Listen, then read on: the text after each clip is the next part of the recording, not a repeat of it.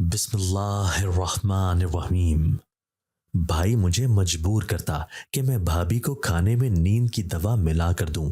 फिर वो भाभी के बेहोश होते ही उसे अपने साथ स्टोर रूम में ले जाता। सुबह भाभी के उठने से पहले वापस कमरे में सुला देता, लेकिन फिर खुशी खुशी मुझे हजारों रुपए देता। मुझे यकीन था कि भाई के स्टोर रूम में कोई राज है। जब ही भाई के निकलते ही मैंने स्टोर रूम की तलाशी ली, लेकिन यूं ही एक लकड़ी का टुकड़ा हटाया, पैरों तले जमीन निकल गई कि नीचे। मुझे यह कहना ही पड़ेगा कि मैंने ऐसा इंसान नहीं देखा था जो एक ही वक्त में इतना बहादुर भी था और एक ही वक्त में इतना बुजदिल भी कि सब हैरान हो जाएंगे। वो इंसान कौन था, ये मैं आप लोगों को जरूर बताऊंगी। मेरी कहानी सुनकर आप लोग हैरान रह जाएंगे। मेरा नाम हिना है। हम लोग गांव में रहते थे। हमारे हालात बहुत ज्यादा बुरे थे। हमारा घर भी गिरवी था, हमारे जानवर भी गिरवी थे, क्योंकि हम उनका ख्याल रखते थे, लेकिन हमें उनका दूध इस्तेमाल करने की इजाजत नहीं थी। उनका दूध निकाल कर चौधरी के घर पर भिजवाया करते थे। अपने ही घर में ऐसे रहते थे जैसे किराए के घर में रह रहे हैं। और चौधरी के घर में कोई काम होता तो मुझे और मेरी माँ को फौरन बुला लिया जाता कि आके आप लोगों ने काम करना है। पूरा दिन जानवरों की तरह हमसे काम करवाते और बदले में हमें कोई पैसे वगैरह भी नहीं देते। हम लोग किसी के घर में काम करने वाली औरतें नहीं थी। हमारा अपना भरा हुआ घर था, हमारे जानवर थे, जमीन थी। पर मेरे बाबा को शराब पीने की आदत थी और उन्होंने शराब के नशे में सब कुछ गिरवी रख दिया और फिर उसके बाद बीमार होकर चारपाई पर पड़ गए। जो रह गया था वो उनके इलाज करवाने में चला गया। मेरा एक भाई भी था, पर अफसोस की बात तो ये कि मेरा भाई भी किसी काम का नहीं था, क्योंकि उसको लगता था कि मेरे बाबा हमेशा जिंदा रहेंगे, इस घर में पैसे आते रहेंगे, अपनी जमीनें हैं, अपने जानवर हैं, कोई मसला नहीं होगा। पर बाबा इस दुनिया से चले गए और भाई का नकम्मापन हमारे गले पड़ गया, क्योंकि ना उसने पढ़ाई की थी और ना ही उसे कोई हुनर आता था। जमीन तो थी नहीं कि जमीन पर काम ही कर लेता। इधर उधर फिरता रहता था। कभी कहीं से कोई पैसे वगैरह ले आता था और पैसे भी ना जाने कहाँ कर देता था। हमें तो 1 रुपया नहीं देता था। उसने महंगा फोन रखा हुआ था, उसमें मसरूफ रहता था। एक दिन अम्मी ने अचानक बताया कि भाई के लिए एक लड़की तलाश कर ली है। भाई भी हैरान रह गया और मैं भी। मैंने कहा कि अचानक से अम्मी ने कहा कि नहीं, काफी अरसे से बात चल रही थी। लड़की यहां पर नहीं थी, शहर में पढ़ाई कर रही थी। मैंने कहा कि लड़की पढ़ी लिखी है, लेकिन हमारे भाई ने तो 8वीं क्लास भी पास नहीं की है। फिर वो शादी करने के लिए कैसे मान गई? मेरी माँ ने कहा कि मेरी सहेली की बेटी है। झूठ बोला है उससे कि जमीन भी हमारी है और घर भी हमारा है। मैंने कहा कि आपको झूठ बोलने की क्या जरूरत थी? उनका कहना था कि मजबूरी है। वो लड़की इसी गांव में टीचर लग रही है। उसके माँ बाप ने भी यही बेहतर समझा कि यहीं उसकी शादी हो जाएगी तो उसके लिए स्कूल आना जाना आसान हो जाएगा। 40,000 की तनख्वाह लग रही है उसकी और 5,000 अलग भी मिलेंगे उसको। हमारे घर के हालात अच्छे हो जाएंगे। उस लड़के से कोई उम्मीद नहीं है, वही हमारे लिए कुछ कर लेगी। मेरे भाई ने कहा कि यह बात तो अच्छी है कि लड़की पैसे कमाती है, लेकिन लड़की देखने में कैसी है, पहले मुझे तो दिखाया जाए। उस बात पर मेरी माँ खामोश हो गई। मेरी माँ ने कहा अगर देखने में भले वो जैसी भी हो, मुझे तो सिर्फ उसके 40-45 हज़ार ही नजर आ रहे हैं और मजबूरी है, यही करना पड़ेगा। तू ये सब नहीं सोच, अपनी शादी की तैयारी कर। वो लोग ज्यादा खर्च नहीं करना चाहते हैं, पढ़े लिखे लोग हैं। कहते हैं कि शादी पर जो खर्चा करना है वो पैसे हम लड़के को दे देंगे, वो कोई कारोबार बना लेगा। मुझे तो उससे ज्यादा अच्छा रिश्ता तेरे लिए और कोई नहीं मिल रहा। तुझे तो कोई मरी हुई लड़की का रिश्ता ना दे और तुझे यहां पर पैसे कमाने वाली लड़की मिल रही है तो चुप कर जा, मुझसे कोई बात ना करना। मैं इस बात पर हैरान थी कि मेरी माँ ने लड़की की तस्वीर नहीं दिखाई, इसके बारे में कुछ बताया भी नहीं। यहां तक कि शादी का दिन भी करीब आ गया। शादी के दिन जब हम लोग बारात लेकर गए और लड़की को देखा तो मैं भी हैरान रह गई। लड़की तो इतनी ज्यादा मोटी थी कि एक कुर्सी पर भी पूरी नहीं आती थी। उसको देखकर मैं भी हैरान थी। तो फिर मेरे भाई का क्या बना होगा? उसने कहा कि इतनी मोटी औरत से मेरी शादी करवा रहे हैं। अम्मी ने कहा, मोटी है तो क्या हुआ, अच्छी लड़की है, शरीफ है और इसके पास पैसे भी हैं, इसलिए चुप करके बैठ जा, तुझे मेरी कसम, नहीं तो मेरे पास जहर है, मैं अभी जहर खाकर यहीं मर जाऊंगी। मेरे भाई की हालत बड़ी अजीब सी हो गई थी।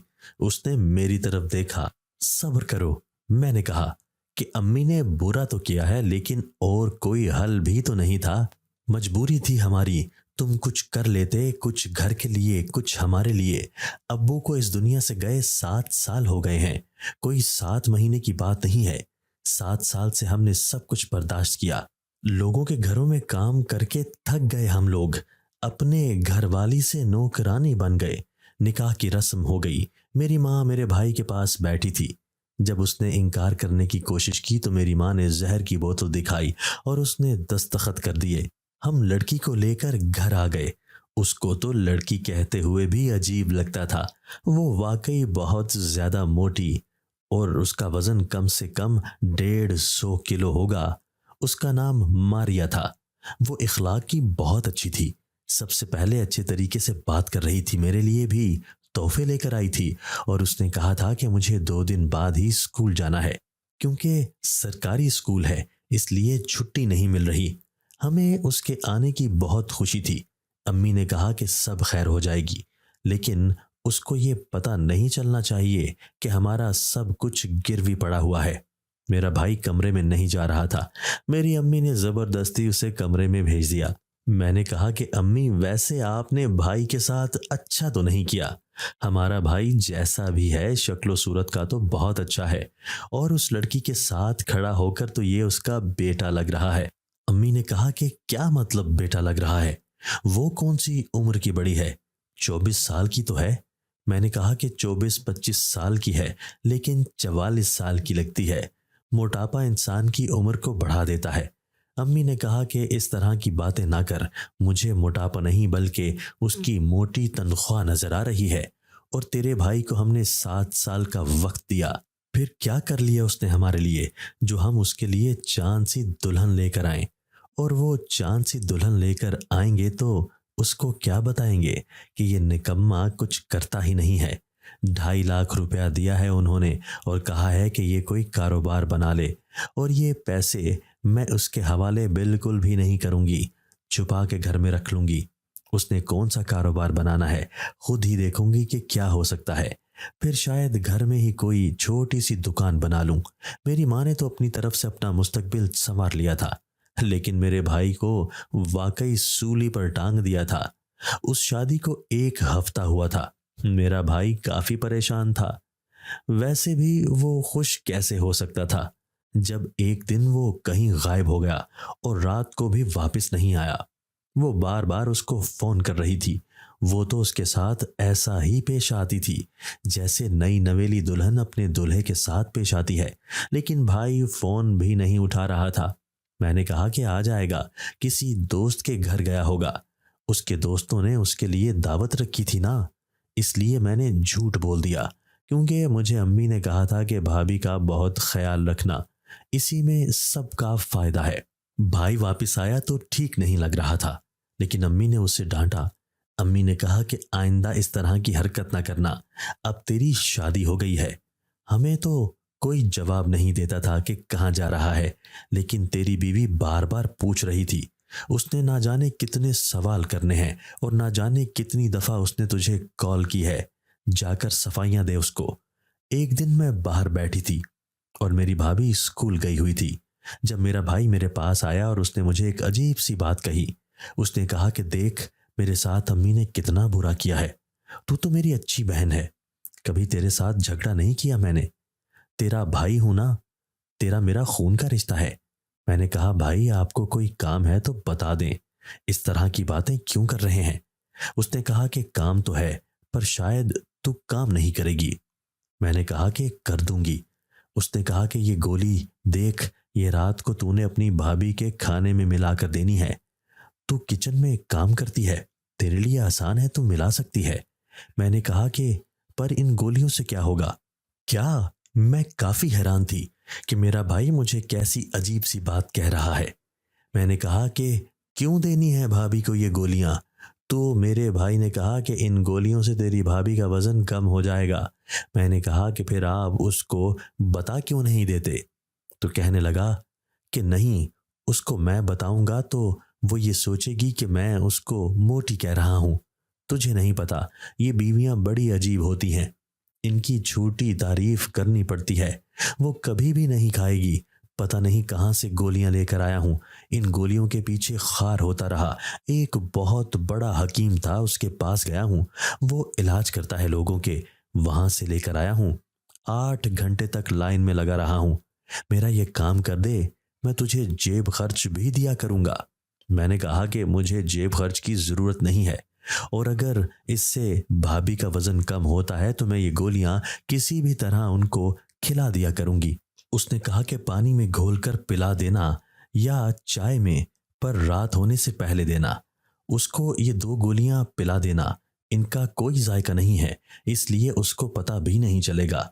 ये तेरा काम है, तू कर सकती है। मैं किचन में नहीं आ सकता। रोज किचन में आऊंगा या इस तरह की कोई हरकत करूंगा तो उसको शक हो जाएगा। पढ़ी लिखी लड़की है ना, तुझे पता है। मैंने कहा कि ठीक है, और उसने ये भी कहा कि अम्मी को भी इस बारे में पता ना चले। मैंने आज रात से ही ये काम करना शुरू कर दिया, लेकिन रात को मुझे किसी हलचल की आवाज आई। हमारा घर, जैसा मैंने पहले बताया, बहुत बड़ा था, लेकिन ये हमारा घर नहीं था, क्योंकि ये गिरवी पड़ा हुआ था। इसीलिए अफसोस होता था कि किसी भी वक्त चौधरी हमसे ये घर वापस ले सकता है और अपने किसी सगे को यहाँ पर बैठा सकता था। इसीलिए तो हम उसकी कोई बात नहीं टालते थे। वो फिलहाल तो जायज मुतालबा करता था। अगर किसी दिन कोई नाजायज मुतालबा कर देता फिर क्या होता? इस घर में काफी सारे कमरे थे और एक बड़ा सा स्टोर रूम भी था। मेरा कमरा अलग था, मेरी अम्मी का कमरा अलग था, मेरे भाई का भी कमरा था। मेहमानों का अलग घर बहुत प्यारा था। 2-3 दिन इसी तरह गुजर गए और मुझे रात को किसी हलचल की आवाज आती थी। एक दिन मैं पानी पीने के लिए उठी तो भाई और भाभी के कमरे की लाइट ऑन थी। लाइट तो ऑन होना एक अलग बात थी, लेकिन उनके कमरे का दरवाजा खुला हुआ था और वो सामने नजर नहीं आ रहे थे, यानी वो बिस्तर पर नहीं थे। मैं हैरान हुई कि वो लोग कहाँ हैं, लेकिन मुझे उनके मामले में बोलने की क्या जरूरत थी। मुझे अम्मी ने समझाया था कि जब भाई की शादी हो जाएगी तो भाई के कमरे में जाने से पहले दरवाजे पर दस्तक देना और भाभी से भी कोई उल्टे सीधे सवाल न करना। और हम तो अपनी भाभी से कोई काम भी नहीं करवाते थे। 2-3 बजे वो स्कूल से वापस आती थी, खाना तैयार होता था। रात का खाना बनाने में थोड़ी बहुत मदद कर देती थी, बाकी घर के काम तो मैं खुद ही किया करती थी। एक दिन मुझे मेरे भाई ने 2,000 रुपए दिए और मैं हैरान रह गई। मैंने कहा कि इतने सारे पैसे? उसने कहा कि तुम मेरा इतना जरूरी काम जो कर रही हो, तो मैं क्या ये पैसे नहीं दूंगा? मैंने कहा कि आपने ये पैसे कहाँ से लिए? मेरे भाई ने कहा कि ये मत पूछो कि ये पैसे कहाँ से लिए हैं, ये पैसे अपने पास रख, अगली दफा तुझे इससे भी ज्यादा पैसे दूंगा। तो बहुत अच्छा काम कर रही है, इसलिए मैं खुश होकर पैसे दे रहा हूं। अपने लिए कोई अच्छा सा सूट ले ले या कोई चीज खा लेना। मैं काफी खुश हो गई, लेकिन कोई चीज लेनी तो मेरी माँ सवाल जरूर करती। इसलिए भाभी को साथ लिया और सोचा कि कुछ खा पी कर आते हैं। गांव में ज्यादा दुकानें नहीं थी, पर सुना था कि एक पकोड़ों की दुकान बनी थी। जब दुकान पर गए तो भाभी की हालत कुछ अजीब सी लग रही थी। मैंने कहा कि भाभी क्या बात है, आपकी तबीयत तो ठीक है? कहने लगी कि बस मेरी तबीयत थोड़ी खराब है, मेरा कुछ खाने को दिल नहीं कर रहा, मुझे भूख नहीं लग रही और मेरे सारे जिस्म में दर्द हो रहा है। मैं समझ गई कि दवाई असर कर रही है, क्योंकि मोटा इंसान खाना ना खाए तो उसके लिए अच्छी बात होती है। लगता है उन गोलियों की वजह से भाभी की भूख मर गई है, इसीलिए भाभी खाना नहीं खा रही है। मैंने उनको कहा कि कोई बात नहीं, थोड़ा बहुत खा लें, और हम लोग वहां से वापस आ गए। लेकिन उसी रात मैंने जब अपनी भाभी को गोलियां दे दी तो मेरे पेट में भी दर्द शुरू हो गया। मैंने शायद ज्यादा ही पकोड़े खाए थे। मुझे नींद नहीं आ रही थी, पर आज रात मैंने ऐसा मंजर देखा कि मैं हैरान रह गई। मेरा भाई मेरी भाभी को उठाकर स्टोर रूम में ले जा रहा था और उसने स्टोर रूम का दरवाज़ा बंद कर दिया। मैं हैरान रह गई। मेरे भाई से मेरी भाभी को उठाया तो नहीं जा रहा था, लेकिन उसने उसे एक रेड़ी पर रखा हुआ था जो हमारे घर में पड़ी हुई थी। उसने मेरी भाभी को रेड़ी पर रखा था और वो जाग नहीं रही थी बल्कि बेहोश थी। इसका क्या मतलब था कि वो गहरी नींद में थी, लेकिन इंसान अगर गहरी नींद में भी हो तो जाग ही जाता है। इसका मतलब है वो बेहोश हुई थी। मुझे समझ नहीं आ रहा था कि मैं क्या करूं। वो लोग स्टोर में चले गए और स्टोर रूम का दरवाज़ा बंद हो गया, लेकिन थोड़ी देर के बाद मेरा भाई बाहर आ गया और कमरे में आकर सो गया। मैं सब देख रही थी, जागती रही, सो भी जाती थी, बीच में 2-3 दफ़ा सो गई और सुबह फिर से मेरी आंख खुल गई। सुबह हो रही थी, रोशनी फैलने वाली थी और मेरी भाभी को जिस तरह उस रूम में लेकर गया था उसी तरह वापस उसके कमरे में छोड़ गया और बिस्तर पर लिटा दिया। वो अभी तक ऐसे ही बेहोश थी कि जैसे उनको पता ही नहीं था कि उनके साथ क्या हो रहा है। मैं बड़ी हैरान हुई कि ये सब क्या माजरा है। मेरा भाई क्या कर रहा था? क्या ये भी मेरी भाभी को पतला करने का कोई अमल है? लेकिन ऐसे कैसे हो सकता है? मैंने ये बात अपनी अम्मी को नहीं बताई क्योंकि मुझे पहले खुद पता करना था। मेरी अम्मी एक दिन कपड़े धो रही थी तो उन्होंने कहा कि ये तेरी भाभी के कपड़े जगह जगह से फट क्यों जाते हैं? ऐसा लगता है कि किसी लोहे के बिस्तर पर सो रही है, जगह जगह से कपड़े फटे हुए हैं। मैं समझ गई कि भाई भाभी को रेडी के ऊपर रखता था तो कपड़े तो खराब होने थे। मैंने कहा कि स्कूल में होते होंगे खराब, अब मुझे क्या पता। अम्मी ने कहा कि रोज नए नए सूट पहन के जाने पड़ते हैं बेचारी को, लेकिन अल्लाह का शुक्र है कि घर में भी तो खर्चा दे रही है। भाभी ही घर का राशन लाया करती थी। अब इस घर में हमेशा राशन होता था, लेकिन अभी भी हम चौधरियों के गुलाम थे। हम लोग उनको भी इनकार नहीं कर सकते थे। भाभी किसी से ना मिलती, इसी में हमारी बेहतरी थी। लेकिन ये तो भाभी की अपनी रूटीन ऐसी थी कि उसे उनके पास किसी से मिलने का वक्त ही नहीं था। वो सुबह सुबह स्कूल चली जाती तो 2:30 बजे वापस आती, थोड़ी देर आराम करती, रात के काम करती और फिर सो जाती। और आजकल वो बहुत परेशान भी थी और थकी हुई लगती थी। मुझे लगता था कि गोलियों का असर है। मैंने भाई को कहना था कि भाभी को 2-4 दिन गोलियां ना दें, उनको जरा आराम भी करने दें। ये वजन उन्होंने कौन सा एक दिन में चढ़ाया है जो एक दिन में उतर जाएगा। अब तो ये रोज ही होता था। मेरी भाभी जैसे ही गोली खाती वो बेहोश हो जाती थी और मेरा भाई उनको उठाकर स्टोर रूम में ले जाता था और उसके बाद सुबह होने से पहले वापस छोड़ जाता था। मुझे समझ नहीं आ रही थी कि क्या हो रहा है। मैं गोली लेकर एक मेडिकल स्टोर पर चली गई। मैंने कहा कि भाई ये किस चीज़ की गोली है, क्योंकि गोलियां तो मेरे पास होती थीं और भाई मुझे पैसे भी देता रहता था।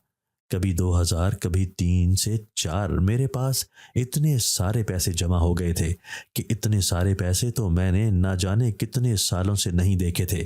समझ नहीं आती थी कि खर्च कहाँ करूं, क्योंकि मुझे फजूल खर्ची करने की आदत नहीं थी। सारी जिंदगी तो गुर्बत देखी थी। मैं वो पैसे जमा कर रही थी, सारे पैसे मेरे पास महफूज थे। मेडिकल स्टोर वाले ने हैरान होकर देखा और उसने कहा कि आपको कहाँ से मिली है? मैंने कहा कि भाई मुझे कहीं से गिरी हुई मिली है, आप मुझे बता दें कि किस चीज़ की हैं। अगर काम की हैं तो मैं घर में रख लूंगी, नहीं तो मैं कूड़े में फेंक दूंगी। गांव में सब एक दूसरे को जानते थे और मेडिकल स्टोर वाला भी शायद भाई को जानता हो, इसलिए मैंने झूठ बोल दिया। उसने कहा कि जी ये बेहोशी की गोलियां हैं। मैं हैरान रह गई। मैंने कहा कि बेहोशी की गोलियां हैं और कोई काम नहीं है इनका? तो भाई ने कहा कि बाजी और इसका क्या काम होगा, ये तो किसी को बेहोश करने के लिए दी जाती हैं। आपको जहां से भी मिली हैं उनको वापस फेंक दें, ये किसी काम की नहीं है और हैं भी बड़ी सस्ती कंपनी की। अगर किसी को ये गोलियां दे दें तो उस बेचारे का सारा निज़ाम खराब हो जाएगा, बहुत ही घटिया क्वालिटी की हैं। मैंने कहा कि ठीक है, शुक्रिया, मैं जाते ही उनको कूड़े में फेंक दूंगी। मैं हैरान थी। अब मुझे ये जानना था कि मेरा भाई मेरी भाभी के साथ क्या कर रहा था। उनके साथ कुछ गलत कर रहा था और उसमें मुझे भी शामिल कर बैठा था। अब अगर मैं ये बात किसी को बताती तो बेइज्जती मेरी भी होनी थी और मुझे भी मार पड़नी थी। भाभी भी मुझ पे कभी भरोसा नहीं करती, लेकिन मुझे पहले पता करना था कि मेरा भाई कर क्या रहा था। जब भाभी को अंदर ले जाता था तो कभी कभी खुद भी अंदर ही चला जाता था, लेकिन खुद तो वो 2-3 घंटे बाद वापस आ जाता था और आकर अपनी नींद पूरी कर लेता था। और फिर उसके बाद जैसे उसे पता होता था कि मैंने किस टाइम जाके अपनी बीवी को वापस लेकर आना है, मैंने भाभी से कभी भी ऐसी कोई बात नहीं पूछनी थी। लेकिन बातों बातों में उनसे पूछा कि भाई आपका ख्याल रखते हैं ना। वो समझ गई थी कि मेरा मतलब क्या है। उन्होंने कहा कि तुम्हारा भाई मुझे पसंद नहीं करता, उसकी शादी मर्जी से नहीं हुई है ना, क्या वो किसी और को पसंद करता था। मैंने कहा कि ऐसी कोई बात नहीं है, वो किसी और को पसंद नहीं करते थे, उन्होंने हमें कभी बताया भी नहीं, और गांव में तो शादी माँ बाप की मर्जी से ही होती है, आपको तो पता है। मेरी भाभी का कहना था कि माँ बाप की पसंद से शादी शहरों में भी होती है। हम पाकिस्तान में रहते हैं और यहाँ पर आज भी ज्यादातर शादियां माँ बाप की पसंद से ही होती हैं। लेकिन तुम्हारे भाई का रवैया मेरे साथ बहुत अजीब है। मैं घर पे नहीं होती हूँ तो सोचती नहीं हूँ, रात होती है तो इतना थक जाती हूँ, बहुत जल्दी नींद आ जाती है, पता ही नहीं चलता कि किस टाइम सोई हूँ किस टाइम जागी हूँ। बस जिंदगी के दिन गुजर रहे हैं। मैं हमेशा से एक टीचर बनना चाहती थी और बच्चों को पढ़ाना मेरा मकसद था, लेकिन मेरी किस्मत थोड़ी खराब निकली थी। मेरी पोस्टिंग मेरे शहर से काफी दूर हो गई। अगर रोज शहर से आती जाती तो बहुत मसला बन जाता, इसीलिए यहाँ पर शादी कर ली। तुम्हारा भाई तो मुझे देखने में बहुत अच्छा लगा था, लेकिन शायद मैं उसको अच्छी नहीं लगी। मैंने सोच लिया था कि मुझे पता करना होगा कि मेरा भाई स्टोर रूम में क्या करता है, और ये पता करने का तरीका ये था कि उस टाइम स्टोर रूम में जाती जब मेरा भाई वहां पर ना होता, क्योंकि सारी रात तो वहीं पे होता था। दोपहर में भी मैं घर पे नहीं थी, अम्मी भी चौधरियों के घर में काम करने के लिए गई हुई थी। आज मैंने जाने से इनकार कर दिया था क्योंकि मुझे पता था कि आज ही मेरे पास मौका है। मैंने कहा मेरी तबीयत खराब है। भाई मेरा वैसे भी पूरा दिन घर पे होता नहीं था।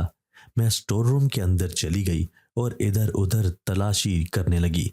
स्टोर रूम में हमने कबाड़ रखा हुआ था, लेकिन ये देखकर मैं हैरान हो गई कि उसके एक कोने को साफ किया गया था। सफाई से मेरा मतलब यह है कि वहां से सारी फालतू चीजों को हटाकर एक तरफ कर दिया गया था और वहां पर ही वो रेड़ी पड़ी हुई थी। उसको हटाया तो उसके पीछे एक लकड़ी का टुकड़ा था। बाकी तो वहां पर कुछ भी नजर नहीं आ रहा था, पर जब लकड़ी के टुकड़े को हटाया तो हैरान रह गई। जमीन के ऊपर एक अजीब सा नक्श बनाया था, जिसके ऊपर बुझी हुई मोमबत्तियां पड़ी हुई थी और कुछ रंग भी गिरे हुए थे। मुझे समझ तो आ गई थी कि ये सब कुछ क्या है, लेकिन मेरा भाई क्या कर रहा था ये समझ से बाहर था। शाम तक मैं ये बात अपनी जबान के अंदर लिए फिरती रही। जब मुझे मेरी माँ ने एक बात बताई, उन्होंने कहा कि जो पैसे बहू के खानदान वालों ने कारोबार के लिए दिए थे वो मैंने छुपाकर अलमारी में रखे थे, लेकिन उसके अंदर से पूरे 1 लाख रुपए गायब हैं। मेरा भाई मुझे हर रोज कभी 3, कभी 4, कभी 5 हजार रुपए देता था और 70 हजार तक तो मेरे पास जमा हो गए। अब मुझे समझ आया कि वो पैसे कहाँ से दे रहा था। ये पैसे उसने घर में से चोरी किए थे और वहीं से निकाल निकाल कर मुझे दे रहा था, और शायद कुछ पैसे वो किसी और को देकर आया था। जाने किसके कहने पर यह सब कुछ कर रहा था। वो मेरी भाभी पर जादू कर रहा था। मैंने अम्मी को सब कुछ बता दिया और वो 70 हजार रुपए भी उनको वापस कर दिए। उन्होंने कहा कि आज आने दो इस लड़के को, इसकी खैर नहीं है। जब घर आया तो मैंने अपनी भाभी को भी सब कुछ बता दिया। वो भी हैरान थी, उनको जानने का हक था उनके साथ ये सब कुछ क्या हो रहा था। मैंने रोते हुए भाभी से माफी मांगी, उन्होंने मुझे माफ कर दिया। उसने मुझे कहा था कि वो आपको पतला करने के लिए गोलियां दे रहा है और मुझे लगा कि इसमें आपका ही फायदा है, इसीलिए मैंने उनकी बात मानी। भाभी ने मुझे माफ कर दिया, लेकिन वो भी दुख में थी। जब वो घर आया तो मेरी माँ ने उसे थप्पड़ मारना शुरू कर दिए। उसे बुरी तरह मारा, उसको जमीन पर घसीटा, कपड़े गंदे हो गए और चेहरा लाल हो गया। फिर उसके बाद उससे पूछा कि आप अपने मुंह से ये बात निकालो कि तुमने ये सब कुछ क्यों किया, इस लड़की के साथ ये सब कुछ क्यों किया। मेरे भाई ने कहा कि मैं किसी और से मोहब्बत करता था। मेरा उससे 3-4 साल से चक्कर चल रहा था। वो लड़की बड़ी अच्छी थी और आप लोगों ने ज़बरदस्ती मेरी शादी करा दी। लेकिन मैं आप लोगों से कहता कि मैंने इसके साथ नहीं रहना, तो आप लोग कौन सा मुझे इसको छोड़ने देते। जब आप लोगों ने मुझे जहर दिखाकर शादी करवा दी, तो फिर जहर दिखाकर और बातें भी सुनाते। लेकिन इसके साथ रहना मेरे लिए जहर पीने जैसा ही था, इसलिए मैं इसके साथ नहीं रहना चाहता था। इसीलिए मैंने इस पर अमल करना शुरू कर दिया, जिससे ये आहिस्ता आहिस्ता बीमार होकर दुनिया से चली जाए। मेरी माँ ने अपना सर पकड़ लिया और रोना शुरू कर दिया कि जिस लड़की ने हमारे लिए इतना कुछ किया, मेरा बेटा उसी को मारना चाहता था। मेरी भाभी की हालत भी बहुत अजीब थी। उनका अपना शौहर उनको जान से मारना चाहता था। वो कैसे मेरे भाई के साथ रहती। अपने घर चली गई और उन्होंने 2 हफ्ते के बाद खुला का नोटिस भेज दिया। मेरा भाई फिर अपनी दुनिया में मसरूफ हो गया। जिस लड़की का जिक्र उसने किया था, वो उससे शादी नहीं करना चाहती थी। उसने तो इनकार कर दिया कि तुम्हारे पास है ही क्या जो मैं तुमसे शादी करूं। लेकिन उसने फिर किसी और के साथ चक्कर चला लिया था। उधर हमारी जिंदगी तो खराब हो गई थी। फिर एक दिन मेरी भाभी वापस आई और उन्होंने मेरी माँ की हथेली पे कुछ पैसे रख दिए। उन्होंने कहा कि वो हर महीने आया करेंगी और पैसे दिया करेंगी, क्योंकि आप लोगों को ज़रूरत है। वो फिर भी एक अच्छी औरत थी, लेकिन मेरा भाई बहुत ज़्यादा बदकिस्मत था। उसमें इतनी बहादुरी नहीं थी कि सबके सामने ये बात कर सकता, और बुज़दिल इतना था कि चोरी चोरी सब कुछ कर रहा था। दोस्तों, अगर आपको आज की हमारी ये वीडियो पसंद आई है तो इसे लाइक कीजिए और इसे अपने प्यारों के साथ शेयर ज़रूर कीजिएगा। और हाँ, अगर आपने अभी तक हमारा चैनल सब्सक्राइब नहीं किया तो हमारा चैनल सब्सक्राइब कर दीजिए और बेल आइकन भी प्रेस कर दीजिए, ताकि हमारी हर नई आने वाली वीडियो आपको बर वक्त मिल सके। अल्लाह हाफिज़।